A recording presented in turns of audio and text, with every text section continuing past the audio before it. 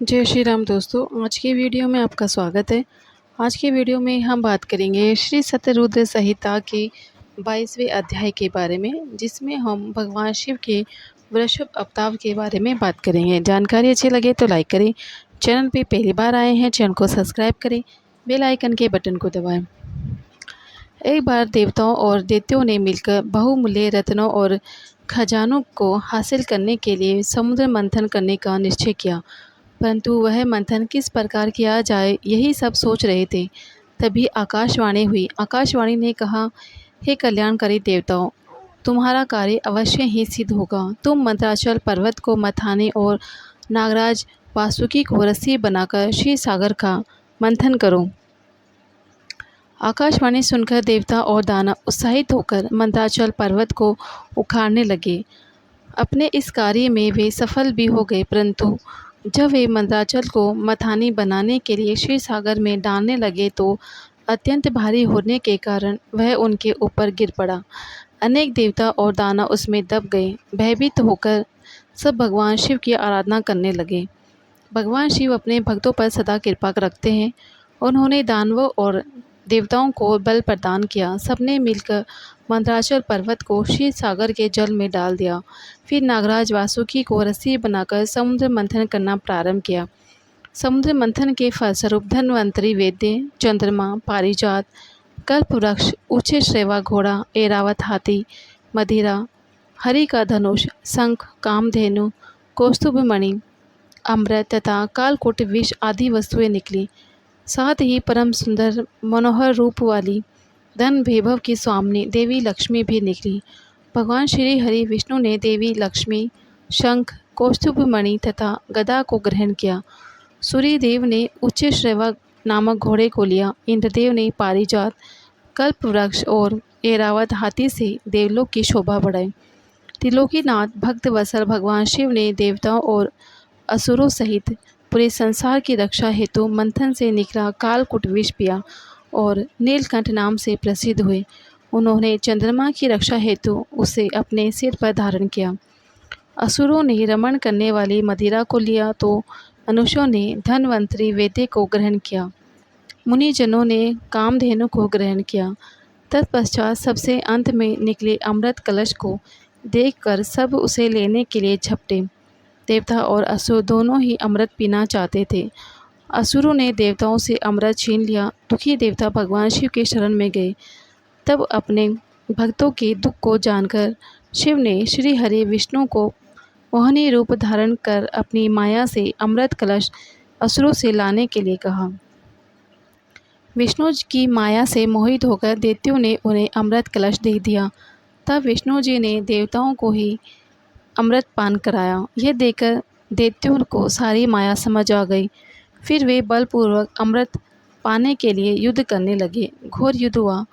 भगवान शिव और विष्णु जी की कृपा से देवता विजयी हुए और असुरों को विष्णु जी ने पाताल लोक जाने का आदेश दिया। वे स्वयं असुरों को पाताल लोक ले गए, परंतु दैत्यों ने अपनी चालाकी और माया से उन्हें वहीं बंदी बना लिया और स्वयं उपद्रव करने लगे।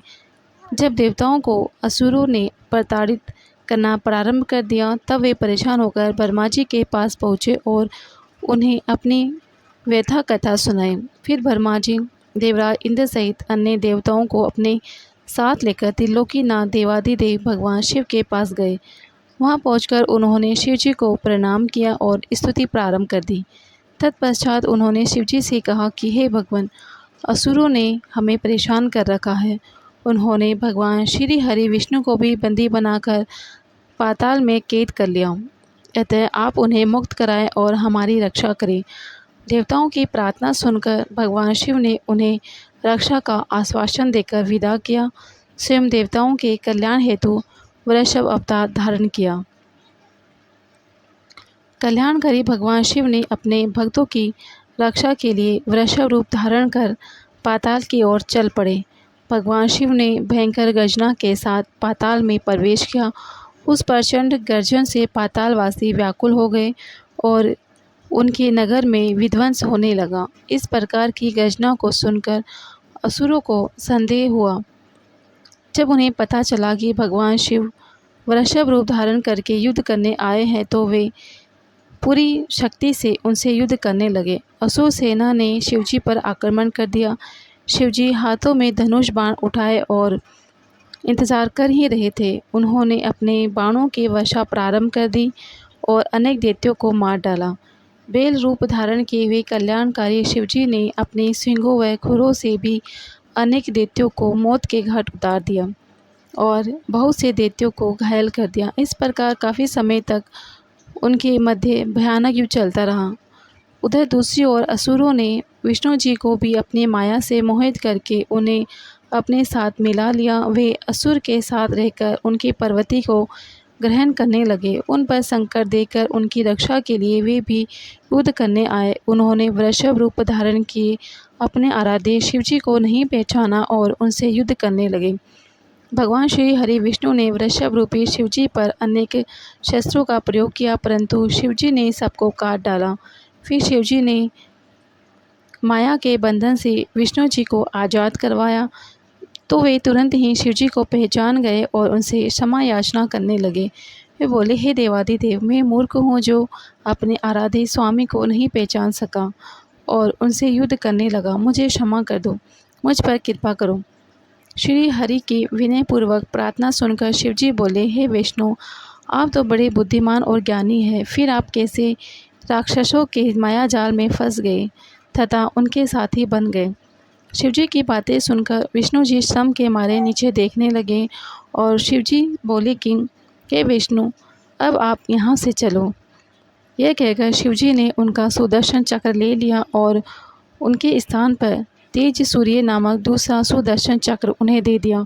तत्पश्चात विष्णु जी स्वर्ग को चले गए और उनका मोह दूर हो गया। शिवजी भी दैत्यों को उनकी करने का फल देकर वहाँ से अंतर्ध्यान हो गए।